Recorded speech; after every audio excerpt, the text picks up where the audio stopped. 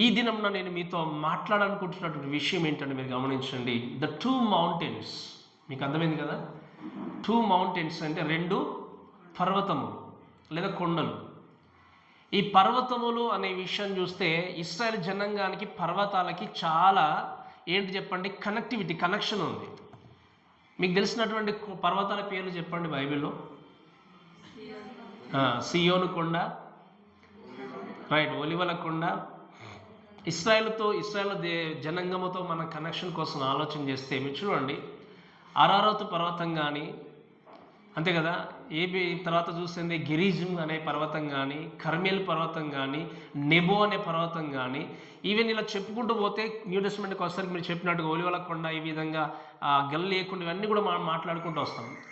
పర్వతము అనుకున్నప్పుడు మీరు గమనించండి, ఈ పర్వతాలకి చాలా ఇశ్రాయేల్ జనాంగానికి కనెక్షన్ ఉంది. ఏంటి అంటే దేవుడు చాలా మట్టుకు ఇశ్రాయేల్ జనాంగానికి వారి మధ్యలో జీవిస్తూ వారితో ఉంటూ కనపరుచుకుంటూ తన యొక్క ప్రసన్నతను, ప్రత్యక్షతను కనపరుచుకుంటూ ఏం చేసేవాడు అంటే వారితో సంభాషించి మాట్లాడే వ్యక్తి. ఈ మాట్లాడే దేవుడు ఉంటున్నటువంటి ఈయన, దయచేసి మీరు గమనించండి, ఆయన మాట్లాడే దేవుడు ఉంటున్నటువంటి ఆయన కొన్ని విషయాలు తెలియజేస్తూ ఈ యొక్క హెబ్రీయులకు రాసిన పత్రిక వచ్చేసరికి యూదులుగా ఉంటున్నటువంటి వ్యక్తులు ఏ విధంగా అయితే పాత నిబంధనలో ఇంకా బ్రతికారో అలాంటి సిచ్యువేషన్లోనే ఉండి యేసుక్రీస్తు ఏర్పాటు చేసినటువంటి క్రొత్త నిబంధన న్యూ కవెనెంట్ను గుర్తిరగకుండా బ్రతికినప్పుడు ఇక్కడ ఉన్నటువంటి ఈ యొక్క రచయిత ఏం చేశాడు అంటే, మీరు ఇంకా కూడా అటువంటి ట్రెడిషన్లో, అటువంటి పద్ధతులలో, అటువంటి దానిలో మీరు బ్రతకూడదు. ఎందుకంటే మీరు ముందుకు రావాలి. మీ కొరకు ప్రాణం అర్పించి తిరిగి లేచినటువంటి క్రీస్తు ఒక నూతన నిబంధనను అన్నిటికీ అనుకూలంగా, అన్నిటికీ మధ్యవర్తి, ఇంకా చెప్పాలి అంటే అన్నిటికీ ఆయన ఏంటి ఒక ఫుల్ఫిల్మెంట్ తీసుకుని వచ్చినటువంటి వ్యక్తి ఉన్నాడు. ఆయన తప్ప వేరే దాని వైపు చూడడానికి వీల్లేదని చెప్పారు. కానీ వీళ్ళు ఏం చేస్తారు తెలుసా మీకు, మరలా వెనుకకే తిరిగి చూస్తున్నారు. అందుకే ఆయన చెప్పాడు, మీరు గమనించండి, యాజకులున్నా, ప్రధాన యాజకులున్నా, మీరు గమనించండి, ఆ ప్రధాన యాజకులు కాదు ఇప్పుడు ఉన్నటువంటి ఒకే ఒక ప్రధాన యాజకుడు ఎవరు చెప్పండి? క్రీస్తు. అలానే ఇంకా చెప్పుకుంటూ పోతే మీరు చూడండి, ఆ పాత నిబంధనలు ఉన్నటువంటి ఆ కవెనెంట్ను, మొసై కవెనెంట్ను మీరు ఫాలో చేస్తూ ముందుకు వెళ్ళారు. ఇప్పుడు మీరు ఫాలో చేయాల్సింది మొసైన, అక్కడ మోషే రాసినటువంటి లేదా మోషే నిబంధన కాదు, క్రీస్తు ఏర్పాటు చేసినటువంటి నూతన నిబంధన అని చెప్పేసి ఈ హెబ్రీయులకు రాసిన పత్రికను తెలియజేస్తూ వచ్చాడు. కానీ ఈనాటి కాలంలో ఉన్నటువంటి ఎంతోమంది క్రైస్తవులు కూడా ఇంకా యేసుక్రీస్తు ఏర్పాటు చేసినటువంటి నిబంధనను అర్థం చేసుకోకుండా ఇంకా కూడా ఇశ్రాయేల్ జనాంగం లాగా వెనుక తట్టు వెళ్తూ వాళ్ళ యొక్క కంఫర్ట్ కొరకు ఏం చేస్తున్నారంటే ఇంకా కూడా వాక్యాన్ని అర్థం చేసుకునే స్థితిలో బ్రతుకుతున్నారు. అందుకే నేను మీకు చెప్పాను, నేర్చుకున్నాను చక్కగా. దేవుడు దీన్ని నిష్ప్రయోజనం అని చెప్పాడంటే అర్థం ఏంటి? ఇంకా నిష్ప్రయోజనం అంటే ఏంటి చెప్పండి? మరి మనం ఏం చేస్తామంటే దేవుడు పనికిరాదని చెప్పిన దాన్నే మనల్ని వేసుకుంటాం. మీరు గమనించండి, ట్రెడిషన్లో చిక్కుకొని ఇంకా ట్రెడిషన్లో దేవుడు అన్నాడు ఇది నిష్ప్రయోజనం అని చెప్పినప్పుడు ఏం చేయాలి? మనము అలానే ఉండాలి. దేవుడు చెప్పాడు, ఆయన పర్వతము గుండా మాట్లాడుతూ లేదా మనుషులతో సంభాషించినటువంటి ఆ దేవుడు ఇప్పుడు క్లియర్గా మీరు గమనించండి, మీరు చూడండి, దేవుడు ఇప్పుడు ఈ లోకంలో ఎంతోమంది ఉన్నారు ఇంకా కూడా ప్రాఫెసీస్ అని నమ్మేటువంటి వ్యక్తులు, ప్రవచనాలు ఉన్నాయని నమ్మేటువంటి వ్యక్తులు. దయచేసి చాలా జాగ్రత్త వినండి. మీకు ఒకవేళ ప్రవచనాల గురించి ఏమైనా క్వశ్చన్స్ ఉంటే నేను మీతో 1 hour కాదు 1 day కూర్చుంటాను, యూ కెన్ డిస్కస్. కానీ దయచేసి తప్పుడు వాక్యాన్ని అర్థం చేసుకుని వెళ్ళకండి. ఎవరో ఒక చెప్పిన దాన్ని పట్టుకుని వెళ్ళడం కంటే ఈ వాక్యం నాకేం నేర్పిస్తున్నది ఇంపార్టెంట్. ఇది నీకు కావాలా, మనిషి యొక్క బోధ కావాలా, అది చాలా ఇంపార్టెంట్. మీరు గమనించండి, దయచేసి మీరు 1వ అధ్యాయం 1వ వచనం చదవండి. దయచేసి హెబ్రీయులకు రాసిన పత్రిక 1వ అధ్యాయం 1వ వచనం. పూర్వకాలమందు నానా సమయంలోనూ నానా విధములుగాను వినడం ప్రవక్తల ద్వారా తన పితరులతో మాట్లాడినటువంటి దేవుడు ఈ దినమున ఏంటో చెప్పండి, ఎవరితో మాట్లాడుతున్నాడు? అంతమంది తన కుమారుని ద్వారా మనతో మాట్లాడింది. మీరు వినండి చాలా జాగ్రత్తగా. ఈ యొక్క వాక్యాన్ని బట్టి మీరు ఆలోచన చేయాల్సింది ఏంటి అంటే, నేను మీకు చాలాసార్లు చెప్పాను, ఈ వాక్యం నేర్చుకున్నాము, కానీ చాలా మట్టుకు ఇంకా కొంతమంది జీవితాలు మీరు వినండి, వాక్యాన్ని అంగీకరించినటువంటి వ్యక్తులు ఉన్నారు. ఎందుకు అంటే మనం వాక్యం చదవడం కంటే ఎవరో చెప్పిందని ఫాలో చేయడమే చేస్తూ ఉంటాం. పూర్వకాలమందు నానా సమయాల్లో పితరులతో ఎవరి ద్వారా మాట్లాడాడు దేవుడు? ప్రవక్తల ద్వారా మాటలాడినటువంటి దేవుడు. అంటే మీరు చూడండి, ఇది గ్రీక్ భాషలో రాయబడింది న్యూ టెస్టమెంట్ అంతా కూడా. మాట్లాడినటువంటి అనే మాట గురించి చూస్తే ఇది ఒరెస్టెన్స్ అంటాం మనం గ్రీక్ భాషలో. అది ఇంగ్లీష్లో ఉండదు, సింపుల్ పాస్ట్ అంటాం. అంటే ఏంటి అంటే ఇట్స్ అ కంప్లీటెడ్ యాక్షన్. అంటే ఏంటి, అది ఆల్రెడీ అయిపోయింది, ముగిసిపోయింది. ముగిసిపోయినటువంటి ఆ వాక్యము చివరిగా మాట్లాడుతున్న విషయం ఏంటి అంటే, ఈ అంతమందు ఎవరి ద్వారా మాట్లాడుతున్నాడు దేవుడు? కుమారుడు ఎవరు చెప్పండి? యేసుక్రీస్తు. వాక్యము ద్వారా దేవుడు మాట్లాడుతున్నప్పుడు ఇంకా నాకు ప్రవచనాలు కావాలని పరిగెత్తున్నావు అంటే నీ అంత మూర్ఖుడు ఇంకా లోకంలో ఎవరు లేరు. నేను చాలాసార్లు చెప్పాను, ప్రవక్తల ద్వారా పితరుల ద్వారా ఆ లోకంలో ఆ కాలంలో దేవుడు అలా మాట్లాడడానికి కారణం ఏంటి అంటే, అక్కడ మీరు వినండి, యేషయాకైనా ఇర్మియాకైనా దానియేలుకైనా దావీదుకైనా ఎవరికైనా వారి చేతుల్లో బైబిల్ అనేది లేదు. ఇప్పుడు మనకి కంప్లీట్ బైబిల్ ఉంది. వాక్యం ఏమని చెప్పండి, దీంట్లో ఒకటి కలపకూడదు, ఒకటి మనం ఏం చేస్తాము, ఇట్లా చేయబెట్టి ప్రార్థన చేస్తాం. నీ గురించి అంటే పరిగెత్తుకుని వెళ్తాం, పూజలు చేసినట్టు చేస్తాం వాళ్ళు. ఇంకా మనం ఇక దేవుళ్ళు వాళ్ళకు, మన దేవుని పక్కన పెట్టేస్తాం, కానీ వాక్యాన్ని వాళ్ళు మాత్రం దేవుళ్ళు. మనకి ఎవరిని అనుసరిస్తున్నాం మనం? ఎవరి గురించి మనం పరిగెత్తున్నాము? ఎందుకు ఈ యొక్క మార్పు మన జీవితంలో కలగట్లేదు అంటే, ఇటువంటి వారి కొరకే ఈ హెబ్రీలకు రాసిన పత్రికను తోడుపెట్టాడు బైబిల్లో. కానీ ఈ బైబిల్ మనకు అవసరం లేదు, ఈ వాక్యాలు అవసరం లేదు. మనకేం కావాలి? మనుషులు చెప్పినవి అన్నీ మనకు కావాలి. ఇప్పుడు మన చక్కగా అంకులు ప్రార్థన చేస్తారు, ఒక మాట మీరు గమనించారా? దేవుడు నోటి ద్వారా స్వస్థపరిచినటువంటి దేవుడు, నోటి ద్వారా బాగు చేసినటువంటి దేవుడు మాట ద్వారా కాకుండా తన జీవితాన్ని ఏం చేశాడు చెప్పండి? అర్పించాడు. ఎందుకంటే పాపము క్షమించబడాలంటే తన జీవితాన్ని ఇచ్చేసేయాలి. ఈరోజు వినండి, అదే మాట ద్వారా మీరు వినండి, వాక్యము చేత ఇంత చక్కగా దేవుడు మనతో మాట్లాడుతున్నప్పుడు కూడా ఇంకా కూడా ఈ యొక్క ప్రవచనాలు, ఇంకా ఈ యొక్క స్వస్థతలు వీటి గురించి పరిగెత్తుంటే మిమ్మల్ని ఎవరు మార్చలేరు. అందుకే చెప్పాను, నువ్వు నిజంగా విశ్వాసంతో ప్రార్థన చేసుకుంటే నువ్వు తప్పకుండా బాగుపడతావు. అలా అని చెప్పి మన ప్రార్థన రిక్వెస్ట్లు కోరకూడదంటే కోరాలి. కానీ ఈరోజు ఇవన్నీ, అందుకే వాక్యం ఏముంది, పితరులతో ఎవరి ద్వారా మాట్లాడాడు దేవుడు? ప్రవక్తల ద్వారా. ప్రాఫెసీ అంటే ఏమంటామంటే మనం ఫోర్ టెల్లింగ్ అంటామంటే భవిష్యత్తును తెలియజేసేది. భవిష్యత్తు. అందుకే మనం ఇప్పుడు ఈ ప్రాఫెసీ చెప్పే వాళ్ళకి జ్యోతిష్యులకు తేడా ఏముంది చెప్పండి? మరి ఇంకా జ్యోతిష్యులు వాళ్ళకి ఏం తెలియదు అంటాం మనం. మరి వీళ్ళేంది క్రైస్తవులు ఉన్న జ్యోతిష్యులు? నేను చెప్పిన కూడా మీకు అర్థమైందా? బయట జ్యోతిష్యులు ఏమో చేయి చూపి ఏం చేస్తారు, చెప్తా ఉంటారు. నాయన కూడా అప్పుడప్పుడు ఇలా కలిసి ఉంటేనేమో పిల్లలు ఉంటారంటే ఇలా కలిసిపోతే అని చెప్తా ఉంటారు మనకి. అంతే కదా, మీకు కూడా తెలుసు అనుకుంటుంది. కలిసి ఒకవేళ దూరంగా ఉంటే పిల్లలు లేరు అని చెప్తా ఉంటారు కొన్ని నేను ఏదో ఒకసారి చూస్తూ ఉంటే. అంటే వాళ్ళు అరచేతి చూసి చెప్తారు. మరి అందుకే ఒక వ్యక్తి అన్నాడు, మరి అరచేతి చూసి జాతకం చెప్పినప్పుడు మరి అసలు చేతులు లేని వ్యక్తికి ఏం జాతకం ఉంటుంది? అంటే తనకు లైఫ్ లేదా, తన జీవితం లేదా? మరి ఈ లోకంలో క్రైస్తవులు ఉన్నట్టు వ్యక్తులు కూడా రాబోయే దాని గురించి నీకు ఇది జరుగుతుంది, అది జరుగుతుంది, ఇది చేసి మీరు గమనించండి, ఈవెన్ స్వస్థతల కోసం ఆలోచన చేసిన దేవుడు ప్రతి దాన్ని స్వస్థపరచడు, కానీ ఇది నా వల్ల కాదని చేతులు తీసి పారిపోలేదు. దయచేసి అటువంటి స్థితిలో చిక్కుకుంటున్నారంటే ఈ వాక్యం అనేది ఇంకా మీకు ఇలాంటివి 100 ప్రసంగాలు వినబడ్డా మన హృదయంలో. ఎందుకు చెప్పాను నేను? 52 వీక్స్ ఎటువంటి కాన్సన్ట్రేషన్తో వాక్యం వింటున్నాం అనేది ఇంపార్టెంట్. అందుకే ఏమన్నాడు, నానా విధాలుగా మాట్లాడినటువంటి ఆ దేవుడు ఏమన్నాడు వాక్యం చదవండి. ఇక్కడ ఏమన్నా రాయబడింది? ఈ యొక్క ఏమన్నా రాయబడింది చూడండి, ఈ దినముల అంతమందు. అంటే ఇక్కడ మనం ఎక్కడ ఉన్నాం చెప్పండి? అంత్యకాలంలో ఉన్నాం. ఈ దినంలో అంతమందు కుమారు ద్వారా మాట్లాడి, మళ్ళీ కుమారుని తర్వాత ప్రవక్తలు, వీళ్ళు వాళ్ళని ఏం మెన్షన్ చేయాలి బైబిల్లో. మీకు వాక్యం కావాలంటే దీన్ని ఫాలో చేయండి. మనుషులు కావాలంటే వాక్యాన్ని పక్కన పెట్టి చాలా ఉన్నాయి పెద్ద పెద్ద క్రూసెడ్స్, అక్కడ పరిగెత్తి కూర్చోండి, ఎవరు కూడా మిమ్మల్ని ఎవరు ఏమన్నారు. అందుకే మీరు దయచేసి ఎందుకు ఈ మాట నేను చెప్పాల్సి వచ్చింది అంటే, ఈ 2 మౌంటైన్స్ గురించి మాట్లాడినప్పుడు కూడా మీరు గమనించండి, 2 పర్వతాలు చూస్తాం మనం ఇక్కడ. 18వ వచనంలో చూస్తే, స్పృశించి తెలుసుకునదగినట్టు మండుచున్నటియు కొండకును అగ్నికిని కారుమేఘమునకును గాఢంధకారమునకును తుఫానుకును బూరధ్వనికిని మాటల ధ్వనికిని మీరు వచ్చి ఉండలేదని దేవుని యొక్క వాక్యం చూస్తాం. ఈ మాటను మీరు గమనించాల్సింది ఏంటి అంటే, 2 పర్వతాలు ఉన్నాయి. మొట్టమొదటి పర్వతం ఏంటి అంటే, ఈ పర్వతాన్ని గురించి మనం మాట్లాడితే ఏంటి అంటే, ఇట్ స్పీక్స్ ఆఫ్ టెర్రర్, అంటే భయాన్ని కలిగించేటువంటి పర్వతం. దాన్నే మనము మౌంట్ సీనాయ్ అంటాం, అంటే సియోను పర్వతము.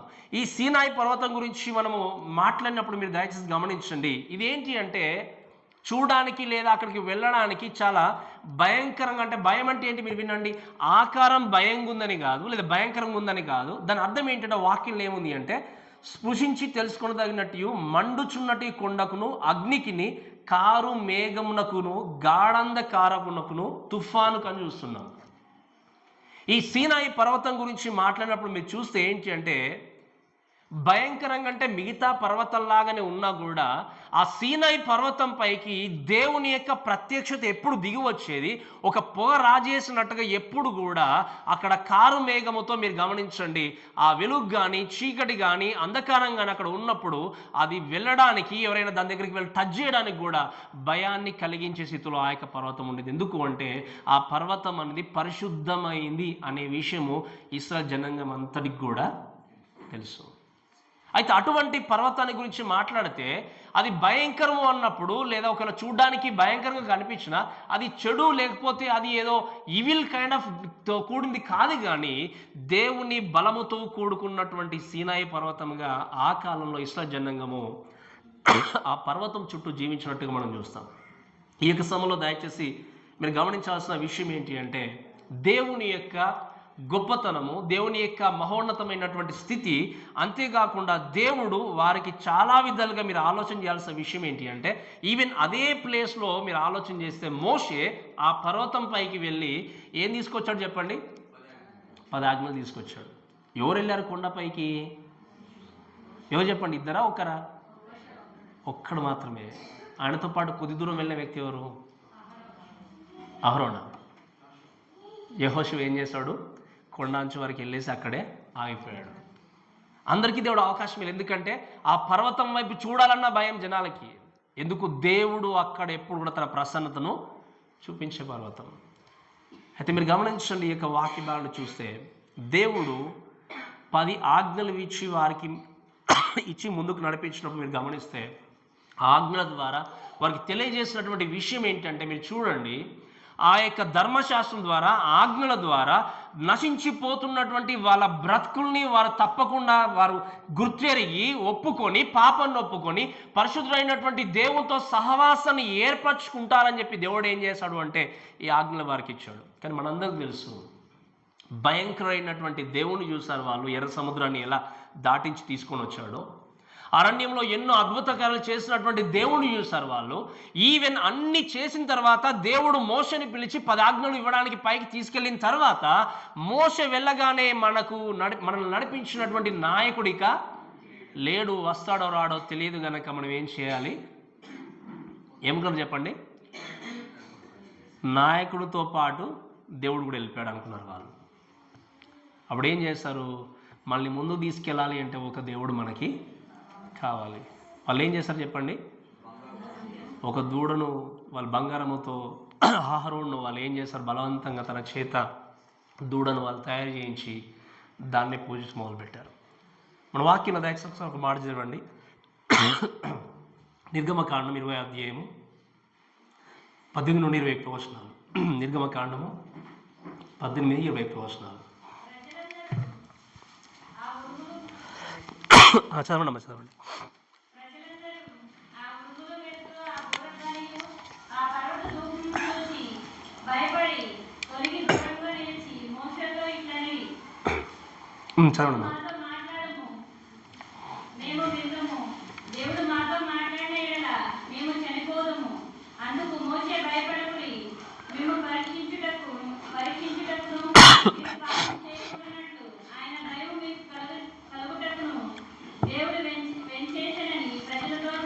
చాలా మంది దేవుని యొక్క వాక్యాన్ని గమనిస్తూ చూడండి. ఈ మాట మనము చూస్తూ ముందుకు వెళ్ళడానికి మనం ఆలోచన చేయాల్సింది ఏంటి అంటే, దేవుడు ఈ పర్వతం గురించి మాట్లాడినప్పుడు వీళ్ళు కిందికి మోస రాగానే 10 ఆజ్ఞలు పట్టుకొని రాగానే వీళ్ళు చేసిన పని ఏంటి అంటే, ఏం చేస్తున్నారు చెప్పండి? దూడను తయారు చేసుకొని చక్కగా నాట్యాలు ఆడుతూ అన్నీ చూసినప్పుడు, అందుకే చెప్పాను ఒక మాట వినండి. ఏ నిజమైన సేవకుడు తన దేవుడి కంటే ఎక్కువగా దేనికన్నా మహిమ వచ్చింది అంటే నిజమైన సేవకుడు భరించలేడు. మీకు అర్థం చెప్పిన మాట. మోషే తనకు మహిమ తెచ్చుకోవాలని ఆరాటపడలే, తను పూజించమని ఆరాటపడలేదు. కానీ దేవుని ప్రక్కన పెట్టి దూడను తయారు చేసుకున్నప్పుడు ఆయన చేసిన విషయం ఏంటంటే, కోపాన్ని భరించలేక తీసేం చేస్తాడు చెప్పండి? 2 పలకల్ని వాటి మీద పడేస్తాడు. మీరు గమనిస్తే దేవుని యొక్క వాక్యం మనం చూస్తే దానికి ముందు కూడా చెప్తాడు, ఒకవేళ నా వైపు దేవుని వైపు ఉన్నవారు ఇటువైపు రండి అని చెప్పి ప్రకటించి ఆయన కోపంతో ఏం చేస్తారు? దాన్ని వేసినట్టుగా మనం చూస్తాం. ఇక్కడ మీరు ఈ యొక్క మాటను బట్టి చూస్తే ఏంటంటే, ధర్మశాస్త్రము అనేది ఆ యొక్క మోషే యొక్క కవనెంట్ అనేది ఏంటి అంటే, ఒక స్కూల్ మాస్టర్ లాగా ఏబీసీలు నేర్పించి ఏంటంటే, నువ్వు దేవుని యొక్క గొప్పతనమును, దేవుడు ఉన్నాడనే విషయాన్ని గుర్తెరిగి దేవుని వద్దకు రావాలి అని పాఠాన్ని నేర్పించే విధంగా ఆ యొక్క ధర్మశాస్త్రం ఉంది. అయితే ఆ ధర్మశాస్త్రాన్ని సరిగా గుర్తిరగకుండా ఇంకా వాక్యం రాయబడిన మాట ఏంటి అంటే, మీరు చూడండి 19 చూస్తే, బూర ధ్వనికిని మాటల ధ్వనికిని మీరు వచ్చి ఉండలేదు, ఒక జంతువైనను ఆ కొండను తాటినేలా రాళ్లతో కొట్టబడవలనని ఆజ్ఞాపించిన మాటకు వారు తాళలేక ఆ ధ్వని విన్నవారు మరి ఏ మాట తమ చెప్పవలదని బతిమల అనుకునే దేవుని యొక్క వాక్యం చూస్తాం. అయితే అక్కడ ఆ యొక్క కొండ గురించి మాట్లాడినప్పుడు ఇంకా చూసే విషయం ఏంటి అంటే, అక్కడ పెద్ద సౌండ్ కూడా వచ్చినట్టుగా చూస్తాం ట్రంపెట్స్తో. ఈ సౌండ్ గురించి మాట్లాడినప్పుడు ఏంటి అంటే, ఒక పెద్ద ధ్వని వచ్చినప్పుడు ఏంటి అంటే, ధ్వని గురించి మాట్లాడినప్పుడు ఆ ధ్వని వింటూ చక్కగా నాట్యం ఆడుతున్నారు అన్నట్టు కాదు. ఆ ధ్వని దేని కొరకు వచ్చిందంటే, ఒక మాట వినండి చాలా జాగ్రత్తగా, మీరు చేస్తున్నటువంటి పాపము, మీ తప్పిదాలన్నీ సరైనవి కాదు కాబట్టి ఆ ధ్వని వినిపింపబడింది దేని కొరకు అంటే, ఇట్స్ అ వార్నింగ్. ఏంటి చెప్పండి? ఒక వార్నింగ్ ఏంది? ఒక మీకు హెచ్చరిక చేస్తున్నాడు దేవుడు. ఏమని? మీరు నడుస్తున్నటువంటి మార్గాలు సరైనవి కావు, మీరు మోషేని చూస్తారు, ధర్మశాస్త్రం చూస్తూ ఉన్నారు. దేవుడు ప్రత్యక్షముగా తన యొక్క ప్రత్యక్షతను, ప్రసన్నతను ఈ సీనాయి పర్వతం కనపరిచినప్పుడు దీన్ని అంతా చూసినా కూడా మీ మార్గాలు ఇంకా మీరు మార్చుకోవట్లేదు. ఆ కొండ మీద నుండి దేవుడు ధ్వని వినిపింపజేస్తున్నాడు ప్రతిసారి కూడా. ఏంటి చెప్పండి? మాట్లాడుతున్నాడు. అదేంటి అంటే వార్నింగ్. ఈరోజు వాక్యం ఇచ్చిన మనందరం కూడా దయచేసి గమనించండి. ఈ యొక్క ధ్వని అనేది వాక్యం చేత ప్రతిసారి కూడా వార్నింగ్ లాగా మనకు వినిపింపబడుతుంది. ఈ వార్నింగ్ తీసుకొని చక్కదిద్దుకోకపోతే ఇశ్రాయేలు ఎలా అయితే నశించిపోయారు ఆ రోజు, ఈరోజు నశించిపోవడం కూడా చాలా కంపల్సరీ జరిగేది. అందుకే మీరు చూడండి, ఈ మాట నుంచి మీరు గమనిస్తే ప్రపంచంలో మీరు చూడండి, నేను చాలాసార్లు చెప్పాను, ఎక్కువ జనాలతో నిండి ఉన్నట్టు చాలా చర్చెస్ అన్నీ అలా ఉన్నాయని చెప్పట్లేదు. కానీ మీరు చూస్తే ఇంకా లేచింది మొదలుకొని ఒక వ్యక్తి జీవితాన్ని గురించి ఆలోచన చేసినా, లేదా ఒక వ్యక్తి యొక్క బ్రతుకును మార్చాలనుకున్నా, ఒక వ్యక్తికి సరైన వాక్యం నేర్పించాలని అన్నీ ఆలోచన చేయకుండా లేచింది మొదలుకొని ఇంకా ఏ విధంగా ఉన్నా కూడా ఇంకా ప్రార్థన చేసి ఇది చేసి తల మీద చేలు పెట్టి దేవుడు నేను బహుగా ఆశీర్దిస్తాడు, సో యువర్ సో బ్లెస్డ్ అంటే, అబ్బో ఎంత బాగా ఆశీర్దిస్తున్నాడు పాస్టర్ గారు, ఇక ఈయనకు మొత్తం మనం తీసని ఇచ్చేసేయాలి, మొత్తం బంగారమైన ఏదని ఇక చేతులు పెట్టామంటే ఆశీర్వాదాలే. ఏమన్నా దేవుడు డైరెక్ట్గా ఏమన్నా కనెక్షన్ పెట్టాడా పాస్టర్ హ్యాండ్స్కి ఆశీర్వదించడానికి? ప్రార్థన చేయించుకోకూడదని చెప్పట్లేదు. అందుకే నేను చెప్పాను, ఎప్పుడు మీకు బాధ ఉండదు, కష్టం ఉండదు, నష్టం ఉండదు, ఆశీర్వాదము, అప్పులు ఉండవు, ఆస్తులు ఇవన్నీ అనే వ్యక్తి నిజంగా నీ సోల్ను ప్రేమించే కాపరి కాదు, నీ ఆత్మను ప్రేమించే కాపరి కాదు. ఎప్పుడైనా మీ తండ్రి, మీ అమ్మ ఎప్పుడు మిమ్మల్ని మెచ్చుకున్నారా? ఎప్పుడైనా కోపడ్డారా చెప్పండి? ఎప్పుడు కూడా మమ్మల్ని ఒక్క దెబ్బ కూడా కొట్టలేదని, ఒక్క గద్దించలేదని వాళ్ళు ఉన్నారు ఎవరైనా? ఎందుకు గద్దిస్తారు చెప్పండి? మరి మీ తల్లిదండ్రులు అంటే గద్దించకుండా ఉండే వ్యక్తులే మంచివాళ్ళు కదా తల్లిదండ్రులు. మరి నేను చెప్పినప్పుడు మీకు అర్థమైందా? గద్దించకుండా, కోపపడకుండా, ఒక్క మాట అనకుండా ఉండేటువంటి వాళ్ళే నిజమైన తల్లిదండ్రులు. గద్దించే వ్యక్తి, కోపపడే వ్యక్తి, లేదా నిన్ను సరి చేసే వ్యక్తి నిజమైన తల్లిదండ్రులు కాదు. ఎవరి దృష్టిలో? గద్దింపుకు లోబడని వ్యక్తి. అక్కడ మరి దేవుని యొక్క వాక్యం దగ్గరికి వచ్చేసరికి నాకు అన్ని ఆశీర్వాదాలే కావాలి, ఇంకా వీళ్ళు ఎంత మంచి దేవసేవకులు దిగొచ్చారు పరలోకం నుండి. ఎన్నో సంవత్సరం అందుకే చెప్పాను, పరిశుద్ధాత్మల బాప్తిసం అంటే తేడాదే లేదు, నీటి బాప్తిసం అంటే తేడాదే లేదు.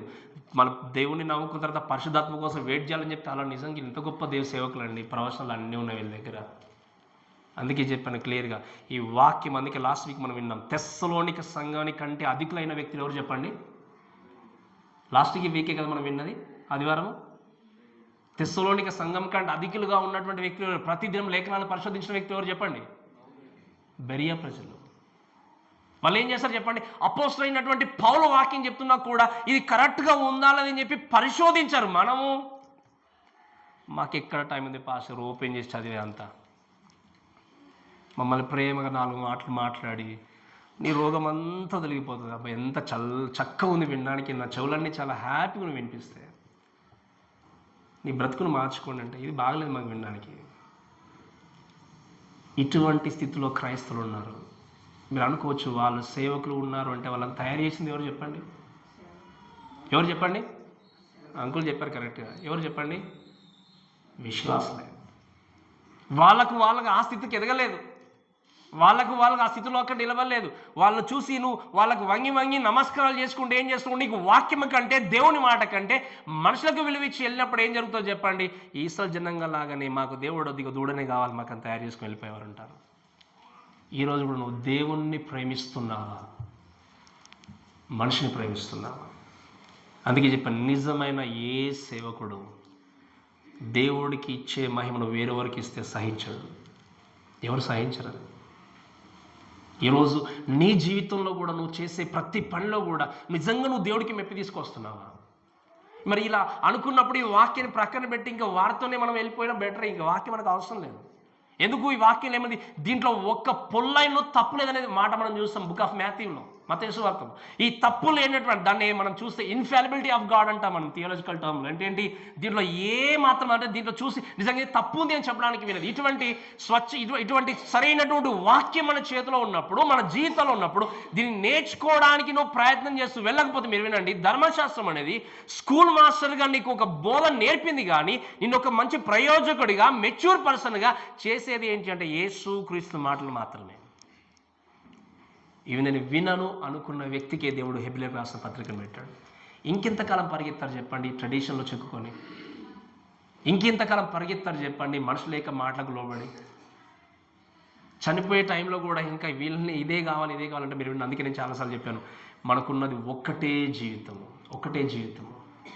ఈ ఒక్క జీవితంలో సత్యమైన వాక్యం కొరకు నిలబడుతూ దేవుని మనం సేవించే వ్యక్తులు ఉండాలి. వీళ్ళు ఏం చేస్తారు? కళ్ళతో చూసారు అన్నీ కూడా ఇశ్రాయేలు జనాంగం. కానీ కొద్ది రోజులు మోషే కనబడకపోయేసరికి తీసుకొచ్చిన దేవుణ్ణి ఏం చేస్తారు చెప్పండి? పక్కన పెట్టేస్తారు. ఈరోజు దేవుడు నిజంగా మీ జీవితంలో అద్భుత కార్యాలు చేయలేదా? ఆశ్చర్యకార్యాలు చేయలేదా? మీ బ్రతుకులు మార్చలేదా? మీ జీవితానికి వెలుగునివ్వలేదా? ఇవన్నీ ఇచ్చినటువంటి దేవునికి మీ ఆత్మను అప్పగించుకొని ఎంత నమ్మకంగా జీవిస్తున్నారు, ఎంతగా ఈ ఆత్మీయమైనటువంటి ఆహారాన్ని తినాలని ఆరాటపడుతున్నారు, ఒక్కసారి ఆలోచన చేయండి. అందుకే మనం చూస్తూ వెళ్దాం. చూడండి, ఇక దేవుని యొక్క వాక్యం చూస్తే ఏమని రాబడిన విషయం ఏంటి అంటే, వీళ్ళు ఏం చేస్తారంటే they refuse to hear the voice of the lord. వాళ్ళు ఏం చేస్తారు చెప్పండి? వినడానికి తిరస్కరించారు. మీరు ఆలోచన చేస్తే ఎందుకో తెలుసా? ఎందుకు తిరస్కరించి దూరంగా ఉన్నదో తెలుసా? ఎప్పుడైతే ఆ వాయిస్ అనేది వచ్చిందో, వార్నింగ్ అనేది వచ్చిందో, ఆ వార్నింగ్ విన్న తర్వాత భయపడేది ఎవరు చెప్పండి? ఇశ్రాయేలు జనాంగాన్ని ప్రక్కన పెట్టి కొద్ది మనం ఆలోచన చేస్తే, ఒక వార్నింగ్ వచ్చింది అంటే, వాక్యం నుండి బోధింపబడింది అంటే, ఆ వార్నింగ్ని విని భయపడేది ఎవరు చెప్పండి? నువ్వు తాగుబోతు అన్నావు అనుకోండి, మనం మాట్లాడుతున్నాం అనుకోండి వాక్యంలో, ఎవరికి భయము? తాగుబోతుకు భయము. నువ్వు మోసం చేసే వ్యక్తి అంటే ఎవరికి భయము?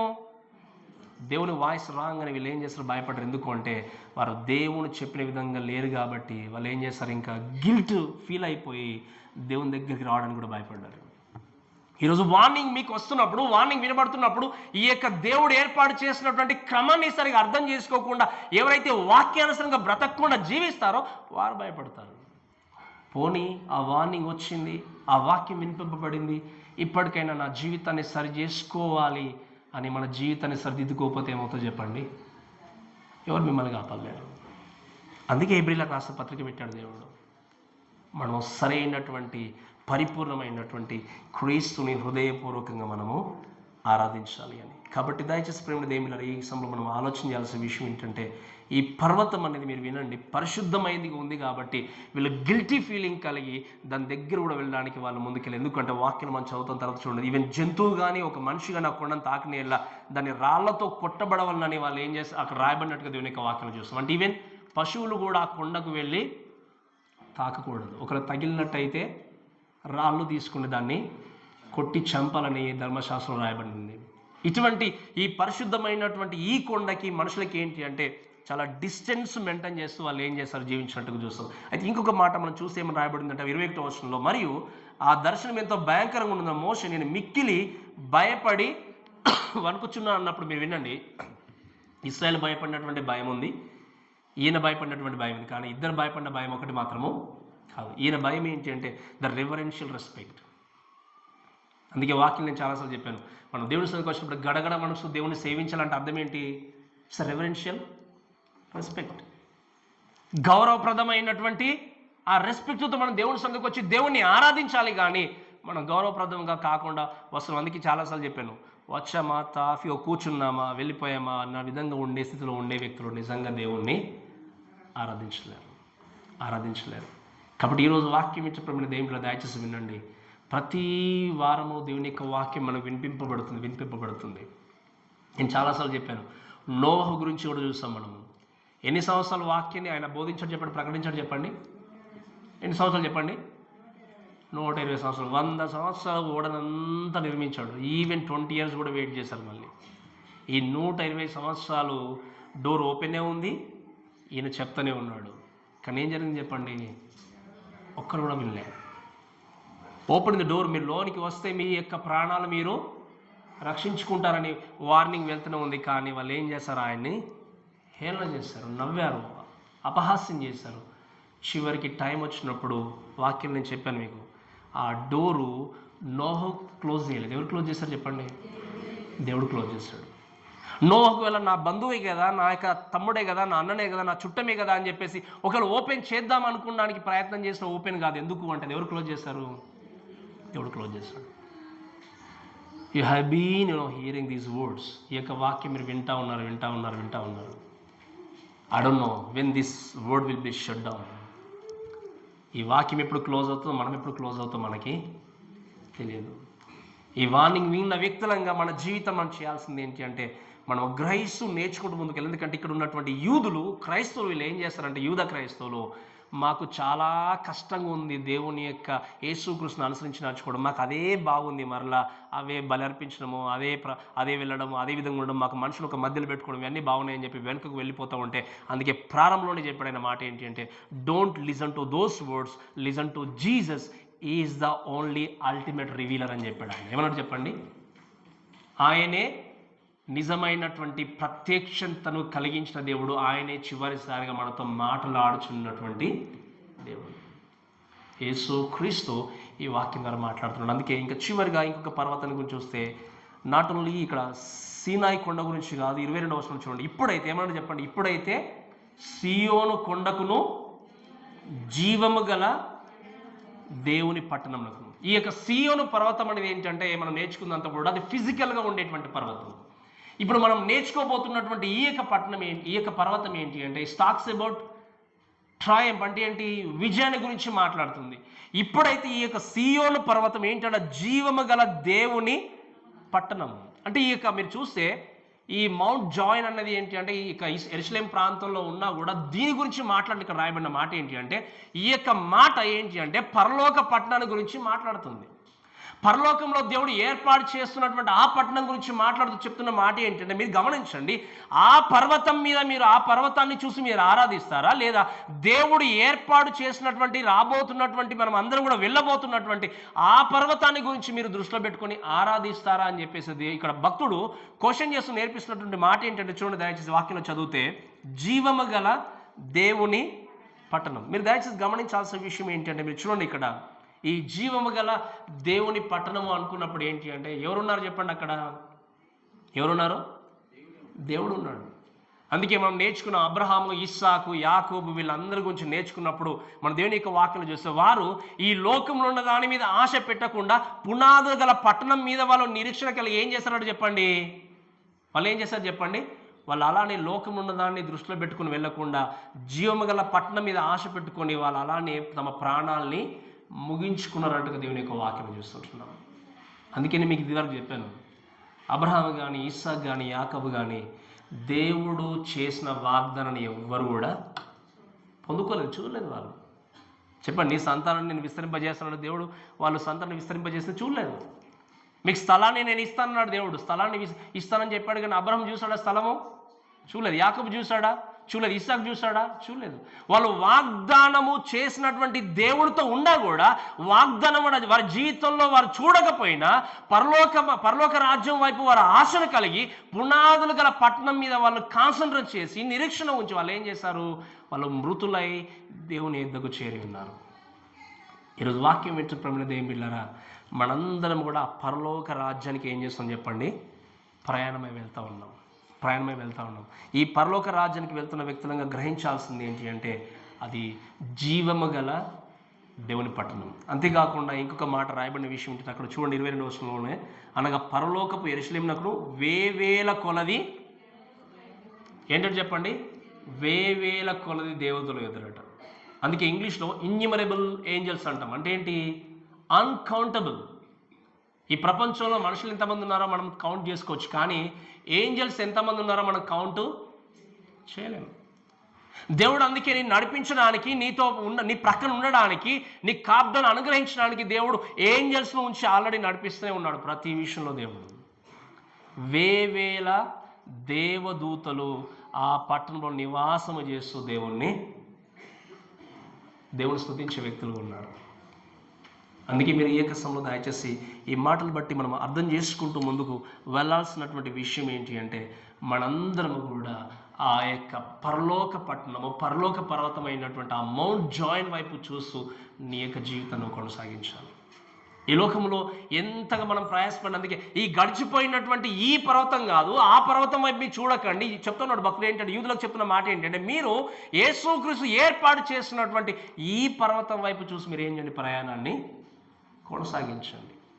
ఆత్మీయమే జీవితం గురించి మీరు చూస్తే, అందుకే వాక్యం నేను చాలాసార్లు చెప్పాను, దేవుడు ఆత్మ గనక ఆయన ఆరాధించేవారు. అందుకే ఇంకో మాట చూడండి దయచేసి, యోహాను సువార్త 4వ అధ్యాయము 21-22 వచనాలు చదవండి. 21-22 వచనాలు.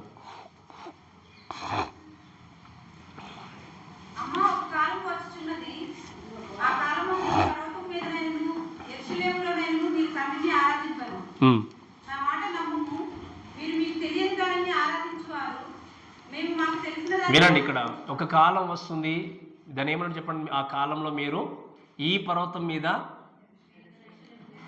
ఆరాధింపరు కానీ ఇంకొక పర్వతం మీద ఆరాధించబోతున్నారు. మీరు తెలియని దాన్ని ఆరాధించే వ్యక్తులు, మేము తెలిసిన దాన్ని ఆరాధించే వ్యక్తులు మన యేసుక్రీస్తు చెప్పినట్టుగా చూస్తున్నాం. ఈరోజు నేను ఆరాధిస్తున్నటువంటి దేవుడు తెలియబడినటువంటి దేవుడు కాదు. మన దేవుడు మనందరికీ తెలుసు. అఫ్కోర్స్ మనం ఫిజికల్గా ఆయన మనం చూడలేదు, కానీ తన యొక్క మాటల చేత మన దేవుడు మనకు ప్రతీది తెలియజేస్తూ ఈ యొక్క గొప్ప బహుమానమైనటువంటి ఈ యొక్క ప్రత్యక్షతను, ఈ యొక్క వాక్య భావాన్ని మనందరికీ దేవుడు ఇచ్చేసి వెళ్ళాడు. ఈ వాక్యం మనందరికీ తెలుసు, ఎక్కడికి తీసుకెళ్ళగలగదో, ఏ విధంగా జీవిస్తే ఎక్కడికి వెళ్ళగలమో ప్రతీది కూడా ఈ వాక్యం మనకు నేర్పించినప్పుడు ఈ వాక్యానుసారంగా జీవించే ప్రతి వ్యక్తి కూడా పరలోక రాజ్యానికి చేరుకోగలడు. కాబట్టి ఈ సమయంలో ఇంకొక మాట చూపిస్తున్న ముందుకు వెళ్తాను చూడండి. అక్కడ 22వ వచనంలో చూస్తే, పరలోకమందు రాయబడినట్టు జ్యేష్ఠుల సంఘమునకును వారి మహోత్సవమునకును అందరి న్యాయపతి అయిన దేవుని యొద్దకును సంపూర్ణ సిద్ధి పొందిన నీతిమంతుల ఆత్మల యొద్దకును అని చూస్తున్నాం. అన్ని వివరించడానికి సమయం లేదు, గమనించండి. ఈ లోకములో యేసుక్రీస్తుని అంగీకరించి పాపాన్ని ఒప్పుకొని పశ్చాత్తాపడి దేవుని అంగీకరించినటువంటి ప్రతి వ్యక్తి ఉండబోయేటువంటి స్థలంకి మనము వెళ్ళాలన్నటువంటి నిరీక్షణ కలిగి ఏం చేయాలి చెప్పండి? ఆ పర్వతం మీద ఆశ కలిగి జీవితాన్ని కొనసాగించాలి. అందుకే నేను చెప్తున్నాను, దేవుని మాట కావాలా, మనుషుల మాటలు కావాలా? ఎవరు డిసైడ్ చేసుకోవాలి? మీరే డిసైడ్ చేసుకోవాలి. దేవుడు చెప్పాడు, ఒకప్పుడు ఈ ధర్మశాస్త్రం ఏర్పరిచింది నేనే, కానీ అది స్కూల్ మాస్టర్గా మీకోసం నిలబెట్టాను. ఇప్పుడు దాన్ని నిరర్ధకము నేను చేసి ఉన్నాను అన్నప్పుడు, ఇప్పుడు రూల్ ఏర్పాటు చేసిన వ్యక్తి రూల్ బ్రేక్ చేయడానికి తనకు అధికారం ఉంటుందా లేదా చెప్పండి? ఒక రూల్ ఏర్పాటు చేస్తారు, ఒక సిస్టమ్ కలిగి ఉన్నప్పుడు ఈ రూల్ తీసేసే అధికారం ఎవరికి ఉంటుంది? ఇంకా ఆ రూల్ ఏర్పాటు చేసిన వ్యక్తికి. దేవుడు చెప్పాడు ఇది సరైనది కాదు, నీది నిష్ప్రయోజనమైంది అన్నప్పుడు నేను ఇంకా ఇక్కడే బ్రతుకుతాను అనుకుంటే, ఇంకా అదే స్థితిలో ఉంటాను అనుకుంటే, నువ్వు దేవుని ప్రేమను కానీ, ఆయన యొక్క త్యాగాన్ని కానీ, ఆయన యొక్క సాక్రిఫైస్ని కానీ ఇంకా గుర్తు ఎరగనటువంటి వ్యక్తివే. ఈరోజు యాజ్ ఎ న్యూ టెస్టమెంట్ బిలీవర్స్గా యేసుక్రీస్తుని అంగీకరించినటువంటి వ్యక్తులంగా దయచేసి చాలా జాగ్రత్తగా మన జీవితాన్ని నేర్చుకుంటూ ముందుకు వెళ్దాం. మీరు వినండి, ఈ లోకంలో అందుకే దేవుని యొక్క వాక్యంలో మనం ఇంకా అలానే మీరు చదువుకుంటూ వెళ్తే 23-24 వచనంలో కూడా చూస్తే మీరు రాయబడిన విషయం ఏంటంటే, క్రొత్త నిబంధనకు మధ్యవర్తి అయిన యేసునొద్దకు ఏబేలు కంటే మరీ శ్రేష్టంగా పలుకు ప్రోక్షణ రక్తం వల్ల మీరు ఏం చేయాలో చెప్పండి, వచ్చి ఉన్నారని దేవుని యొక్క వాక్యం మనం చూస్తూ నేర్చుకుంటూ ఉంటాం. కాబట్టి ఈ యొక్క సమయంలో ఈ యొక్క వాక్యము అర్థం చేసుకోవడానికి కొంచెం కష్టంగా ఉన్నప్పుడు మీరు దయచేసి గమనించాల్సిన విషయం ఏంటంటే, మీరు చూడండి, యేసుక్రీస్తు పరలోక రాజ్యానికి చేర్చడానికి మధ్యవర్తిగా ఉంటున్నటువంటి వ్యక్తి ఆయన. మనం అంతా హెబ్రీయులకు రాసిన పత్రికలు అంతదే నేర్చుకుంటూ వచ్చాం. దేవునితో మాట్లాడాలి అంటే పాత నిబంధనలో ఒక వ్యక్తి మధ్యవర్తిగా ఉండాలి. ఎవరు చెప్పండి? ఆయన ఇద్దరు వ్యక్తులు ఉంటారు. ఇద్దరు వ్యక్తులు ఎవరు అంటే ప్రవక్త, యాజకుడు. ప్రవక్త ఏం చేస్తాడు అంటే దేవుని దగ్గర నుండి వాక్యము తెలుసుకొని ప్రవచనాన్ని పొందుకొని ప్రజల దగ్గరకు వచ్చి ఏం చేసేవాడు, తెలియజేసేవాడు. ఎందుకు? డైరెక్ట్గా దేవుడు ప్రజలతో మాట్లాడేవాడు కాదు. ఎందుకు? వాక్యం వారి చేతుల్లో లేదు. ఈ యాజకుడు ఏం చేసేవాడు, వీళ్ళు పోనీ డైరెక్ట్గా దేవుని దగ్గరికి వెళ్ళి మాట్లాడేవారంటే దేవుని దగ్గరికి డైరెక్ట్గా మాట్లాడేవారు కదా. అప్పుడు వీళ్ళు ఏం చేయాలి, వారికి ఉన్నటువంటి బలి కానీ అర్పణలు కానీ మనవులు కానీ అన్నీ తీసుకెళ్ళి యాజకుని అప్పగించినప్పుడు యాజకుడు తీసుకెళ్ళి వీరి పక్షాన ఆయన ఏం చేసేవాడు, దేవుడికి బలర్పించేవాడు. బట్ ఇప్పుడు యాజకులు ఎవరు చెప్పండి? ఇప్పుడు ఎవరు చెప్పండి? నేను కాదు, మనం. నేను చెప్పడం మీకు అర్థమైందా? అందుకే ఇదే పొరపాటు మనం చేస్తాం చాలాసార్లు. పాసెస్ ఎవరు కూడా మధ్యవర్తి కాదు. ఇప్పుడు ఎవరు చెప్పండి? యాజకులు మనందరం. ఆ రోజు యేసుక్రీస్తు చనిపోయిన తర్వాత దేవాలయం తెర ఏమైపోయింది చెప్పండి? ఎందుకు? కేవలం పాస్టర్స్ సేవకులు మాత్రం అడుగు పెట్టాలని కాదు, ప్రతి వ్యక్తి వెళ్ళొచ్చు. ఎందుకు? కాపరిగా నేను ఉన్నాను అంటే మిమ్మల్ని సరి చేయడానికి, గైడ్ చేయడానికి, వాక్యం నేర్పించడానికి, మిమ్మల్ని కాయడానికి నాకు ఇచ్చిన బాధ్యతను బట్టి. You can go to God any time and you can pray to God. నేను చాలాసార్లు చెప్పాను, ప్రధాన యాజకుడు ఒకే ఒక వ్యక్తి. ఎవరు చెప్పండి? ఆయన యేసుక్రీస్తు మాత్రమే. ఈ విషయాన్ని అర్థం చేసుకోకుండా ఇంకా కూడా నీ జీవితాన్ని దూరంగా నిలబెట్టి యేసుక్రీస్తుని మధ్యవర్తిగా ఉంచుకున్నంత కాలము నీ జీవితంలో నువ్వు దేవుని మహిమపరచలేవు. కాబట్టి మీ ప్రేమ దేవుని రేఖ సముదాయం చేసి ఈ వాక్యాన్ని వింటున్న మన అందరం కూడా జ్ఞాపకం చేసుకుంటూ అర్థం చేసుకోవాల్సిన విషయం ఏంటి అంటే, ఆ పర్వతం అనేది ఏంటంటే భయముతో భయంకరంగా కనబడినటువంటి పర్వతము. బట్ ఈ యొక్క సియోను కాకుండా ఇక మౌంట్ జాయిన్ అనేది, లేకపోతే యేసుక్రీస్తు మన కోసం ఏర్పాటు చేసిన ఈ జీవగల దేవుని పట్టణం అనేది ఏంటి అంటే విజయముతో కూడుకుంది. ఆ విజయంతో కూడుకున్న పట్టణానికి మనం అందరం ఏం చేయాలి, చేరుకునే వ్యక్తిగా ఉండాలి. కాబట్టి ఈ లోకంలో మన జీవితాన్ని కొనసాగిస్తున్నప్పుడు ఎవరిని మహిమపరుస్తున్నాం, ఎవరి మెప్పు కొరకు జీవిస్తున్నాం అన్నది చాలా ప్రాముఖ్యమైనది. ఎందుకంటే నువ్వు చేసే ప్రతి క్రియకు ప్రతిఫలం ఇచ్చే దేవుడు ఆయన, ప్రతి పనికి కూడా జీతాన్ని ఇచ్చే దేవుడు ఆయన. సరే ఏంటి అంటే లైక్ హెన్రీ మోరిస్ అని మీరు విన్నారనుకుంటే ఈ యొక్క పేరు. హెన్రీ మోరిస్ అనేటువంటి వ్యక్తి 40 సంవత్సరాలు ఆఫ్రికా దేశంలో సువార్త పరిచయం చేశాడు. ఎన్ని సంవత్సరాలు చెప్పండి? 40 సంవత్సరాలు.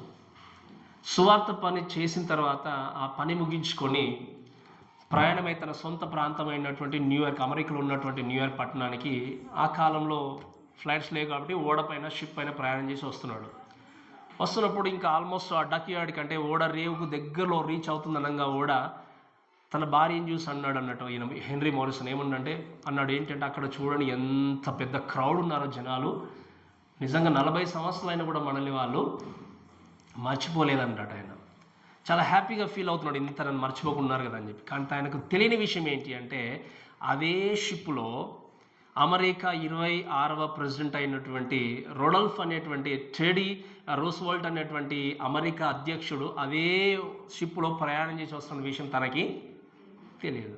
ఆయన ఎందుకోసం వెళ్ళాడంటే ఆఫ్రికా దేశానికి అధ్యక్షుడు హంటింగ్ అంటే జంతువులు వేటాడడానికి ఆయన ఒక ట్రిప్ కోసం వెళ్ళి మళ్ళీ తిరిగి వస్తుంటే ఈయన వెల్కమ్ చేయడానికి జనులందరూ కూడా ఏం చేస్తారు చెప్పండి, అక్కడ ఓడర్ దగ్గర ఉన్నారు.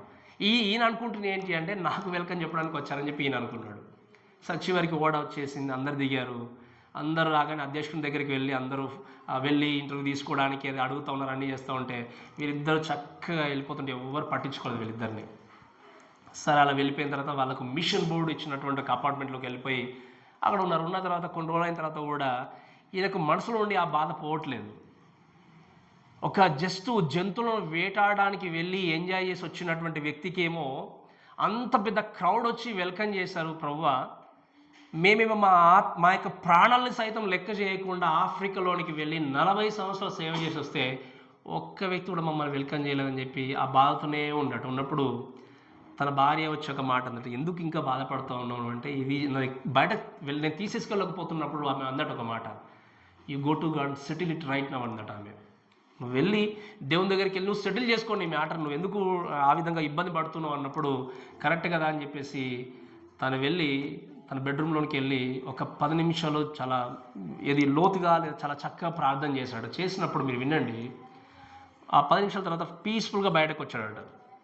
తన భార్య ఆయన చూసి, ఓకే నీ మ్యాటర్ సెటిల్ అయిపోయిందని అడిగిందట. అడిగినప్పుడు అవును అయిపోయింది అన్నప్పుడు, ఏం జరిగింది అన్నప్పుడు ఆయన చెప్పిన మాట ఏంటి అంటే, తను 10 నిమిషాల ప్రార్థన చేసినప్పుడు, మీరు వినండి, 10 నిమిషాల ప్రార్థన చేసిన టైంలో మీరు గమనించండి, తను ఎవరో టచ్ చేసినట్టుగా అనిపించి తనకు వినబడిన మాట ఏంటి అంటే, వాళ్ళు అంతమంది ఆయన ఎదుర్కోవడానికి వచ్చాను నువ్వు అనుకుంటున్నావు కానీ అన్నట్టు దేవుడు వినిపించిన పిలుపు ఏంటంటే, Henry you are not home at అన్నది ఒక మాట వినిపించింది. అంటే అర్థం ఏంటి అంటే, తన ఇంటికి రావడానికి ఎదుర్కోవడానికి అంత 100 మంది అక్కడికి వచ్చారు, నువ్వు ఇంటికి ఇంకా చేరుకోలేదు. ఎక్కడున్నావు? ఇంకా నీవు ఈ లోకంలో ఉన్నావు. ఎప్పుడు ఇంటికి వస్తావు? నీవు మరణించి పరలోక రాజ్యానికి వస్తావు కాబట్టి అప్పుడు ఇంకా రాలేదు కాబట్టి నువ్వు ఎక్స్పెక్ట్ చేయకన్నటువంటి మాట వినిపించినప్పుడు ఆయన ప్రశాంతంగా ఉండట. మీరు వినండి, ఒక మాట చెప్తాను. హెన్రీ మోరిసన్ చనిపోయిన తర్వాత మేబీ మనం అనుకోవచ్చు ఏంటి అంటే, ఆయన పరలోకానికి వెళ్ళిన తర్వాత ఘన స్వాగతం పలకడానికి ఆఫ్రికా ప్రజలు వేలలో ఉండొచ్చు ఆయన ముందు. ఎందుకు? ఎవరి గురించి ఆయన జీవితాన్ని అర్పించాడు చెప్పండి? 40 సంవత్సరాలు ఆఫ్రికా మనుషుల కోసం. ఆ యొక్క ఆఫ్రికా ప్రజలందరూ కూడా మీ ద్వారానే మేము ఇక్కడికి పరలోకం వచ్చామని చెప్పి ఘన స్వాగతం పలకడానికి రెడీగా ఉన్నారేమో. వేవేల దూతలు ఆయనకి ఏం చేయాలి, వాక్యంలో మనం చూస్తాం కదా, ఎంతో చక్కగా ఎదుర్కోవడానికి సిద్ధంగా ఉన్నారు. కాబట్టి అది మన నిజమైనటువంటి స్థలము, నిజమైనటువంటి ఇల్లు. దాని మీద ఆశ కలిగి మనం ముందుకు వెళ్ళాలి. కానీ ఈ లోకంలో మనం ఆశపడి ముందుకు వెళ్ళడానికి వీల్లేదు. అది నిజమైనటువంటి పర్మనెంట్ వెల్కమింగ్, అది నిజమైనటువంటి మీరు గమని పర్మనెంట్ ప్లేస్. నీవు నేను ఉండబోయేది ఇది పర్మనెంట్ కాదు. ఇక్కడ ఉండేటువంటి వెల్కమ్ అంతా పర్మనెంట్ కాదు. ఇక్కడ ఉండేటువంటి ప్రేమలు పర్మనెంట్ కాదు. ఈ రోజు నిజంగా మిమ్మల్ని ప్రేమించిన వ్యక్తి రేపు ద్వేషించవచ్చు. ఈరోజు నిన్ను మెచ్చుకున్న వ్యక్తి మిమ్మల్ని నిందించవచ్చు. ఈరోజు చూపించినటువంటి ప్రేమ రేపు ఉండకపోవచ్చు. కపట ప్రేమలతో ఉన్నటువంటి లోకంలో బ్రతికే మనము, మీరు వినండి, నిష్కలంకముగా ఎటువంటి కల్మషానికి చోటు లేనటువంటి పరలోక రాజ్యానికి వెళ్ళడానికి మన అందరం కూడా సిద్ధంగా ఉన్నాం. Are you really ready to go there? ఎంతమంది సంతోషంగా ఉన్నారు నిజంగా అక్కడికి వెళ్ళడానికి? ఎంతమంది చెప్పండి? ప్రతిసారి మనం అంటుంటాం, పాస్టర్ గారు చెప్తూనే ఉంటారు, బట్ మనము ఎట్లా వదిలేసి వెళ్ళిపోతాయి. అందుకే నేను చెప్తాను, మీరు అనుకున్నా అనుకోకపోయినా, మీరు కాదనుకున్నా, డేట్ మార్చుకోవాలనుకున్నా, మీ టైం వచ్చిందంటే దేవుడు ఏం చేస్తాడు? ఖచ్చితంగా తీసుకెళ్ళిపోతాడు. బట్ వెళ్ళడానికంటే ముందు రిమెంబర్, మన ఇంటికి మీరు అమెరికానో లేకపోతే దుబాయ్ ఇక్కడ వెళ్ళారనుకోండి, ఒక 1 మంత్ ట్రిప్ 2 మంత్స్, ఇంటికి రావడానికి ఎంత హ్యాపీగా వస్తారు చెప్పండి? రిటర్న్ మళ్ళీ నా పిల్లలు చూడాలి, భార్య చూడాలి, ఇంటి అమ్మనాన్ని చూడాలని చెప్పి ఎంత హ్యాపీగా వస్తారో, ఇంటికి ఎవరు కూడా దుఃఖపడుతున్నారు నాకు తెలిసి మోస్ట్లీ, అంతే కదా? చాలా సంతోషంగా వస్తారు. మన పరలోకం వెళ్ళడానికి ఏం చేయాలి చెప్పండి? మనం దుఃఖపడుతూ వెళ్ళాలా, సంతోషంతో వెళ్ళాలా? దుఃఖంతో ఇంకా ఎప్పుడు ఇప్పుడైనా అనుకున్నామంటే నీకు దేవుని గురించి ఇంకా తెలియదు అన్నట్టు. ఇప్పుడే రావాలా ప్రభు అంటే ఇప్పుడైనా తీసుకెళ్ళచ్చు దేవుడు, రేపైనా తీసుకెళ్ళచ్చు. You should be always happy to go there. ఎందుకు? నీ ఇంటికి నువ్వు వెళ్ళడానికి ఎప్పుడు సంతోషంగా ఉండాలి. కానీ ప్రభు ఇప్పుడే తీసుకొని ప్రార్థన చేసే అవసరం లేదు. దేవుడు తెలుసు మిమ్మల్ని ఎప్పుడు తీసుకోవాలో, నన్ను ఎప్పుడు తీసుకోవాలో, అంతే కదా? ఎప్పుడు నన్ను పిలుచుకోవాలో, మిమ్మల్ని పిలుచుకోవాలో దేవుడు తెలుసు. కానీ ఎప్పుడు పిలిచినా ప్రభు ఇదిగో నేను ఉన్నాను, నేను తప్పకుండా నా ఇంటికి సంతోషంతో నేను తిరిగి వస్తానన్నటువంటి ఆనందంతో మనం జీవించాలి. కాబట్టి ఈ వాక్యం ఇట్లా మనందరం కూడా ఏ పర్వతం వైపు మనం చూస్తున్నాం? ఆ పరలోకంలో ఏర్పరచబడినట్టు ఆ పర్వతం వైపు ఇంకా మనం చూసి పరిగెత్తున్నామా? లేదా ఈ లోకంలో దేవుడు దీన్ని వద్దు అని ప్రక్కన పెట్టిన ఈ పర్వతం వైపు చూసి మీరు పరిగెత్తున్న ఒకసారి వినండి. ఈ పర్వతం వైపు మీరు చూస్తే పరలోకం ఎప్పుడు వెళ్ళాలంటే బాధేస్తుంది. ఎందుకు? మిమ్మల్ని లాగే వ్యక్తులు అక్కడే ఉన్నారు. నువ్వు ఇంకా ఆస్వాదించబడద్దా? నువ్వు ఇంకా సంపాదించుకోవద్దా? ఇంకా చాలా టైం ఉంది. ఇంకా ఎవరికి సంపాదించుకొని ఎక్కడ తీసుకెళ్తాం చెప్పండి? అందుకే నేను చాలాసార్లు చెప్పాను, సంపద కోసం సంపాదించుకోకూడదు నేను చెప్పట్లేదు, కానీ ఆశ కలిగి ఉండదు, మరీ అత్యాశ కలిగి ఉండదు దాని మీద. అందుకే చెప్పాను, మీరు చెమటోడ్చి కష్టపడుతూ కుటుంబం కోసం సంపాదించు కోసం పెట్టినటువంటి కాన్సన్ట్రేషను దేవునిలో నిలబడి ఆత్మీయ జీవితాన్ని నిర్మించుకోవడానికి ఎంత కాన్సన్ట్రేషన్ చేస్తున్నారో చెప్పండి ఒక్కసారి. ఒక 1%, 2%, 3%. అందుకే నేను ఒక పోస్ట్ పెట్టాను, చూసారా మీరు? 365 రోజుల్లో ఎన్ని రోజులు దేవుడికి ఇస్తున్నాం మనం అనేది. మీరు ఎంతమంది చదవరు నాకు తెలియదు. ఈరోజు వాక్యం ఇచ్చి మనందరం కూడా లోకంలో ప్రయాసపడాలి బ్రతికినంత కాలము. కానీ ఈ అశాశ్వతమైన లోకములోనే ఎంత ప్రయాసపడి బ్రతికితే మరి పర్మనెంట్గా ఉండే లోకం కొరకు ఎంత ప్రయాసపడుతున్నారు? నేను చెప్పినప్పుడు మీకు అర్థమైందా? 60, 70, 80 దేవుడు మిమ్మల్ని ఆశ్రయిస్తే 100 సంవత్సరాలు అనుకుందాం, 100 కంటే ఎక్కువనే బ్రతుకుదాం అనుకుందాం మేము. ఈ 100, 120 ఇంక అంతకంటే ఎక్కువ తెలియలే. కానీ ఈ సంవత్సరాలు బ్రతకడానికి ఎంత కష్టపడుతూ కూడబెట్టుకుంటూ ప్రయాసపడుతూ ముందుకు వెళ్తే అసలు అంత మేలైనటువంటి పరలోక రాజ్యంలో శాశ్వతంగా నువ్వు నివాసం చేయబోతున్న పరలోక రాజ్యం కొరకు ఎంతగా ప్రయాసపడుతున్నారు?